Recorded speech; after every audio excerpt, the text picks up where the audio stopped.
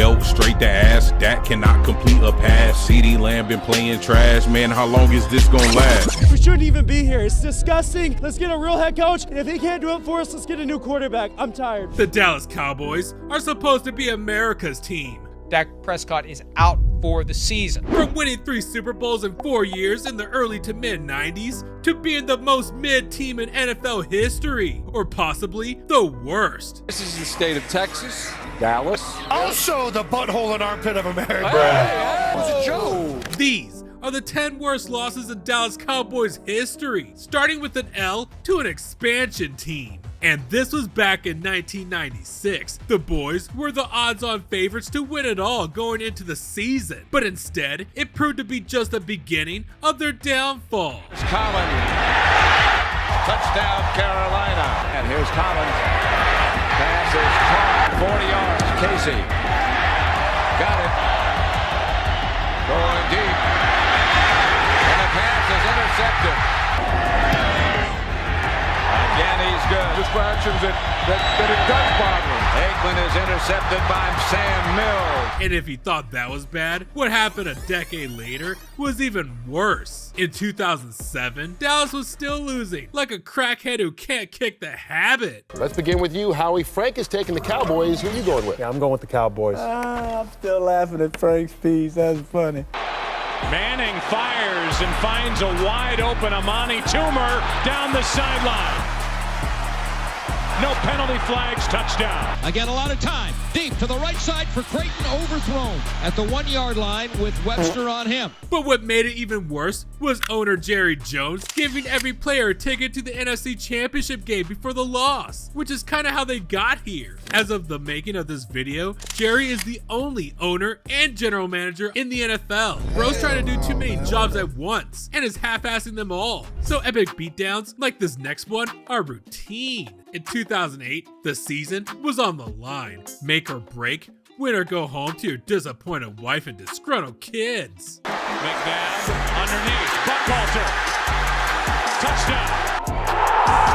Another blitz from the Eagles, knocked out of the hand by Dawkins, fumbled by Romo, Clemens, a stiff arm and a touchdown. And they came out flattered that Taylor Swift lying face down on a surfboard. But at least they didn't blow a 4th quarter lead like at number 7. The boys had a 195-0 record when it comes to a 2-touchdown lead heading into the final 15 minutes of the game. Turns out though that Aaron Rodgers is the one in the 195-1. Prescott in trouble. Throws incomplete. The Packers will take over. Kick is up and good! We'll save them a few yards, but either way, it's Green Bay's ball. What a stand. The penalties, that holding call and that draw. Wow, McCarthy is mad. That's a brutal loss, but getting whooped by a guy named Plummer in the playoffs is next level. It was supposed to be the old guard of Troy Aikman, Emmitt Smith, Michael Irvin, and Deion Sanders' last stand. But then, something stupid happened. Comes the blitz. Shovel pass to Morrell. Touchdown. Plummer on a roll. Centers wide open. Touchdown. Cardinals come with a blitz. Beautiful timing on it. Jameer Miller. They got spanked at home like Bill Belichick at a massage parlor by a team that hadn't won a single playoff game since 1947. Why can't we be the team that goes places? Why can't we be the team that can get it done? That's the end of the ball game. 20-7. The Dallas Cowboys. If you thought that was bad, you haven't seen anything yet, because the top 5 worst losses in Cowboys history will leave you needing a wellness checkup from a friend. So hit the like and subscribe buzz one time for your boy and dive inside a little as the Cowboys miss the playoffs again. Before players were getting blinded by their own turf, they had a roof that was never finished. So it was only right that they would do the most Cowboys thing ever and lose their last game at their old stomping grounds after they had a ceremony and everything, thanks to not 1, but 2 touchdown runs over 75 yards each in the last 4 minutes. Oh, and a playoff berth was also on the line. Yeah, no big deal. What was actually a really big deal was the 2014 divisional round, when the Cowboys had a legit shot at making their first championship game in nearly 2 decades. Of course, that didn't end up happening, as the Cowboys lost in the wackiest way possible, all because of the dumbest call in NFL history. Here's one down the sideline, pass caught, Des Bryant, and a brilliant by number 88. After review, it has been determined that the receiver did not maintain possession of the football. You must maintain control of the ball when you hit the ground. Some blame the refs, as Dez did catch the ball, but the Cowboys losing may have been because of some bad karma. Could see this was a catch. Totally agree. But I don't care. See, the week before, in the wildcard game against the Lions, Cowboys linebacker Anthony Hitchens interfered with Lions tight end Brandon Pettigrew on a 3rd-and-1 play, more flagrantly than an ugly chick cock blocking you from getting with her hot friend. An obvious flag that was then picked up, and the boys hung on to win the game. This might have been one of the most rigged games in NFL history. And you can check that video right here, by the way. And the football gods, who must have been diehard Lions fans, couldn't let such a travesty stand.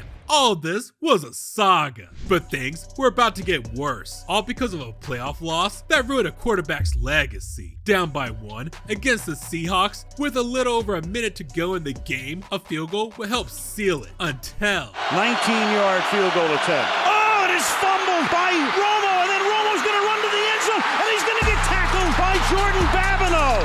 That was the choke of the century. But wasn't really Tony Romo's fault. Just listen to one of his former old linemen. When Romo dropped the snap for the field goal, here's a internet breaking thing right now. You're about to get something. And the ball's placed on the ground. I'm like, LP, that's not our ball. It was a brand new ball that looked like a brand new shiny penny.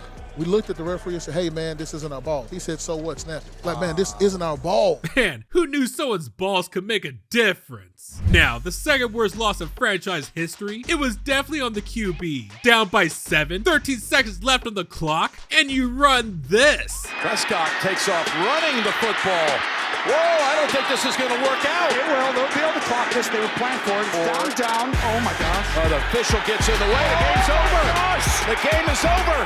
Bro, what the hell was that? Why did we run the ball? Why did Dak run the ball? Cowboys fans were in shambles. Even meat writer Skip Bayless was thrashing them. If they thought that was bad, a new TV is sure to get dusted, because one play created a new dynasty and cursed the Cowboys forever.